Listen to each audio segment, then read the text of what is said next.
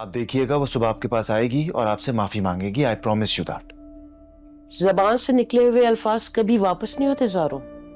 वो तीर की तरह दिल में पेवस्त हो जाते और बाद में कहने वाला माफी भी मांगे ना, दिल के जख्म नहीं भरते।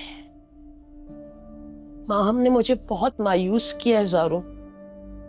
और शफक के लिए, उसके लिए जो अल्फाज बोले हैं ना, उसे कितना दुख हुआ होगा। आप ठीक कह रही हैं अम्मी, मैं समझ सकता हूँ। मैंने हमेशा माहम के रवैये को नजरअंदाज किया है।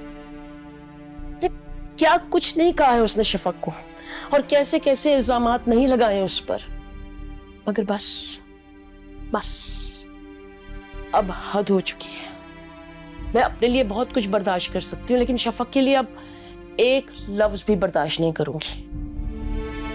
बस ठीक है, तो तुम माहम से साफ साफ पूछो कि वो क्या चाहती है, और अगर उसे शफक का वजूद इस घर में बर्दाश्त नहीं है ना, तो तुम अपनी बीवी को लेकर कहीं और चले जाओ।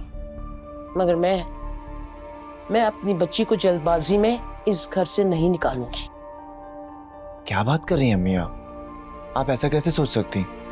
क्या मैं आपको छोड़ सकता हूँ, या इस घर को छोड़कर मैं कहीं और रह सकता हूँ क्या? That's not possible. और सेकेंडली, ये सब कुछ माहम की अहमखाना बातों की वजह से, उसकी इन बेवकूफियों की वजह से हमारे रिश्ते में तो दरार नहीं आनी चाहिए ना अम्मी। तो ठीक है, फिर उसे सख्ती से समझाओ कि अपनी नादानियों से बाज आ जाए, वो इस घर के माहौल को मजीद खराब ना करे। आप बिल्कुल परेशान ना हो अम्मी, लेकिन लगता है कि उसे अब किसी और जुबान में समझाना पड़ेगा। मैं शफक को देखती हूँ जाके, यकीनन रो रही होगी। मैं चलता हूँ। नहीं, तुम रहने दो, माम फिर घर में कोई फसाद ना करे। अम्मी प्लीज, क्या हो गया आपको? अब उसकी नाजायज बातों पर मैं सर तो नहीं झुका सकता ना।